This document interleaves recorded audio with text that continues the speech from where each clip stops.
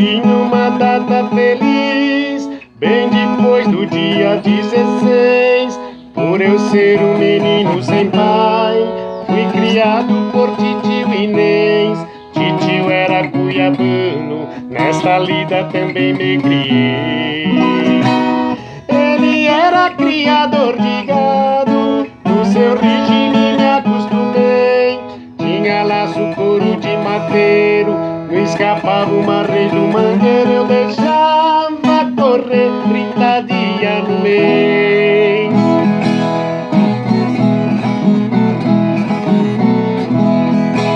Titio me deu um burro pampa, que atendia por nome truquês. Foi tirado da tropa Rio Grande, outra escolha melhor não achei. Eu deixei pra mostrar minha ciência, quando lá em Mato Grosso eu cheguei. O mestiço pulou lá da cerca, foi enquanto a laçada aprontei. Eu bambiei a rédea do pampa e o laço correu pelas guampas. Berrava na xincha ao zebu javanês.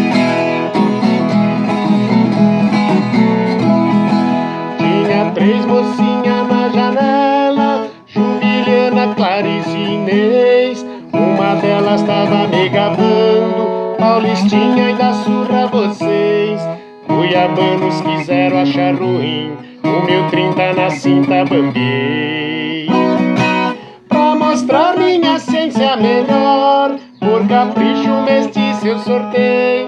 Ele tinha as guampas revessa e o laço correu da cabeça. Pelas 2 mãos eu lacei outra vez.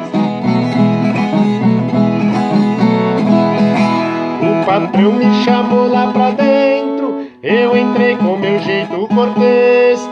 Eu entrei num salão de visitas, lá fiquei rodeado das 3. Perguntou qual era a mais bonita, veja só que apuro eu passei. Respondi, todas 3 são iguais, foi do jeito que eu desapurei.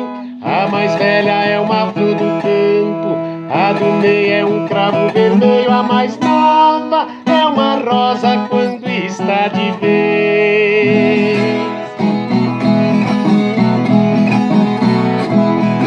Na hora da despedida foi preciso eu falar português. Meu coração ficou roxo, foi da cor de um alho chinês.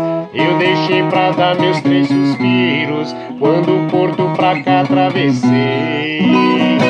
As meninas me escreveram cartas, brevemente a resposta mandei. Vou tomar linha Sorocabana, quero ver as 3 cuiabanas, vou ver